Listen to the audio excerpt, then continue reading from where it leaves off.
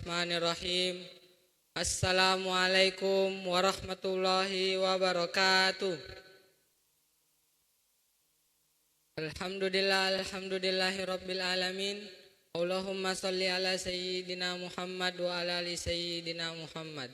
Rabbi syrah li sadri wa yassir li amri wahlul 'uqdatam min lisani yafqahu qawli.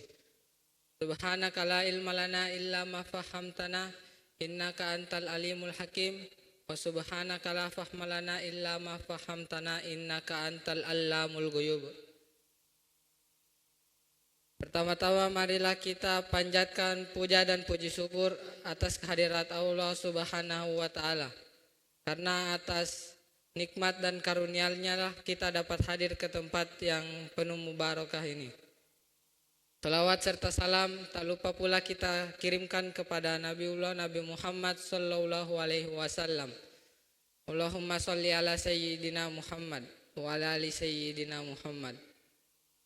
Hadirin wal hadirat rahimakumullah. Pernahkah kita merasa ibadah sering kita lakukan, tapi maksiat tetap susah ditinggalkan? Biasanya subuh-subuh masbuk, tapi sekarang bangun lebih awal supaya dapat pahala seluas langit dan bumi. Dengan qobliyah subuh. Tidak cukup sampai di situ. Ditambah lagi sama tahajud. Tapi siang-siang pas puasa ketemu teman sepergiba langsung bicarakan kejelekannya orang lain. Ketahuilah hadirin, jika ada orang yang seperti itu dia tidak sendirian.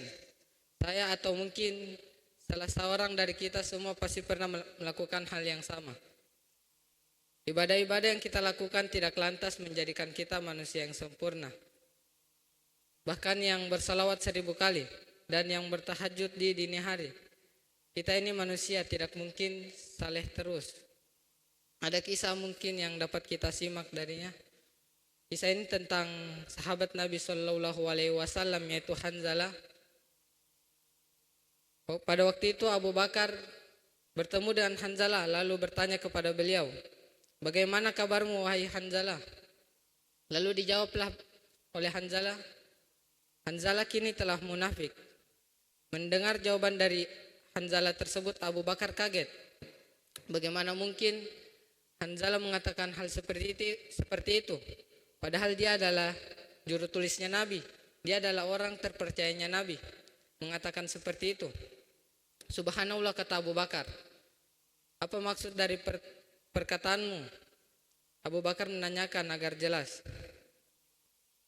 Hanzalah menjawab, kami jika berada di sisi Nabi seperti mengingat neraka dan surga. Bahkan seolah-olah itu ada di hadapan kami. Tapi ketika kami mulai bergaul sama istri, anak-anak kami dan urusan-urusan kami jadi banyak lupa.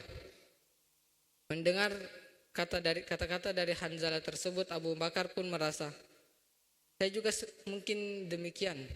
Demikianlah mungkin tanggapan Abu Bakar.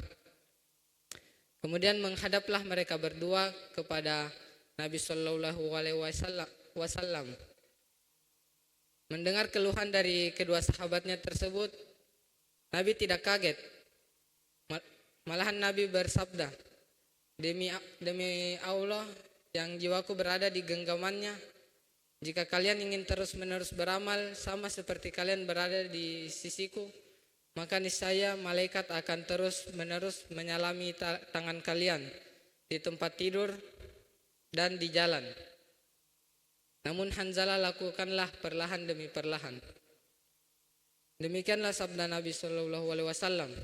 Perlahan demi perlahan. Beliau mengulanginya sampai 3 kali.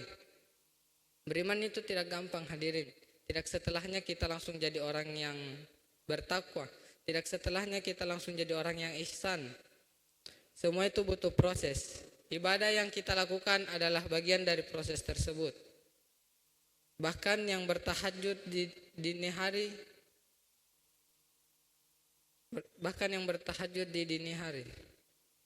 sudah beriman pun masih ada kemungkinan berpaling.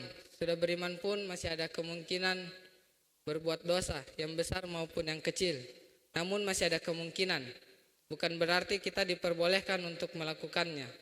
Maksudnya kita sebagai manusia hanya dapat sampai di batas menjauhi. Bahkan Ahlul Badar saja pernah tertangkap basah melakukan dosa di zamannya Umar menjadi khalifah. Padahal Ahlul Badar ini bukan orang sembarangan. Keimanannya jangan dipertanyakan. Namun itulah manusia. Setiap manusia pasti pernah berdosa. Kalau pernah merasa atau sedang mengalami ibadah tapi maksiat masih tetap jalan, jangan berhenti ibadah, jangan menyerah ibadah, jangan putus asa dari rahmat Allah.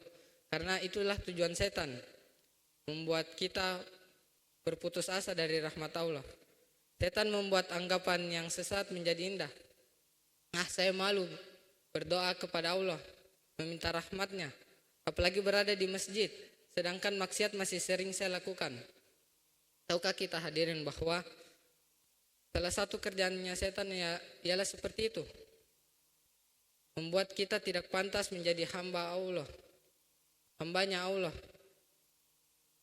Padahal Allah ingin kita terus menerus meminta kepadanya.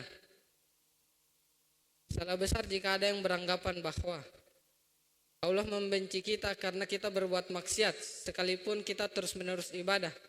Tidak, karena maksiatlah yang membuat kita semakin jauh kepada Allah dan membenci dan tidak menyukai segala sesuatu yang berhubungan dengannya. Allah itu sangat sayang kepada hambanya. Buktinya Allah berfirman dalam Al-Quran, Qul ya ibadiyallazi asrafu ala anfusihim. Katakanlah, hei hamba-hambaku yang melampaui batas terhadap dirinya, la taqnatu min rahmatillah, janganlah engkau berputus asa dari rahmat Allah. Innahu yaghfiru dzunuba jami'ah, sesungguhnya Allah mengampuni semua dosa. Innahu huwal ghafurur rahim, dialah yang maha pengampun lagi maha penyayang.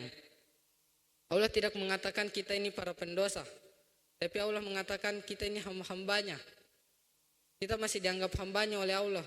Kita yang sering berbuat maksiat ini, sering lupa kepadanya, tapi dia masih menganggap kita hambanya. Dialah yang maha pengasih lagi maha penyayang. Allah tidak pernah lupa kepada kita. Namun seringkah kita mengingat Allah?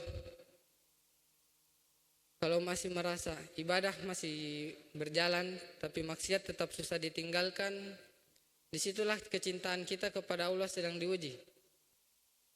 Kita lebih memilih jalan Allah atau memilih jalan setan? Kita ingin lebih mencintai Allah atau mencintai yang selainnya?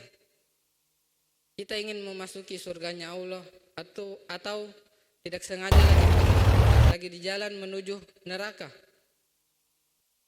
Hadirin wal hadirat rahimakumullah. Kalau ibadah kita belum dapat membuat kita menjauhi kemaksiatan, cobalah periksa lagi ibadah itu. Apakah ibadah itu kita sudah lakukan tulus untuk Allah atau hanya ingin dilihat oleh manusia? Kemudian perhatikan jugalah penunjang ibadah tersebut. Apakah kita melakukan yang sunnah di samping yang wajib atau hanya sekedar yang penting ada? Lalu jangan juga terlepas dari lingkungan. Apakah lingkungan kita bagus? Apakah lingkungan kita itu mengingat Allah atau menjauhi atau berpaling darinya? Kalau kurang bagus, perlahan-lahanlah berpindah ke lingkungan yang lebih baik. Hadirin wal hadirat rahimakumullah. Maka sebagai kesimpulan, marilah kita perhatikan segala aspek dalam kehidupan kita. Kalau masih beribadah tapi maksiat tetap susah ditinggalkan, teruslah ibadah, teruslah sholat, teruslah puasa. Jangan sampai kemaksiatan mengalahkan ibadah kita. Teruslah ibadah sampai kita lupa bahwa dengan yang namanya maksiat. Mungkin sekian yang dapat saya sampaikan, kurangnya mohon dimaafkan. Wabillahi taufiq wad da'wat wal irsyad. Assalamualaikum warahmatullahi wabarakatuh.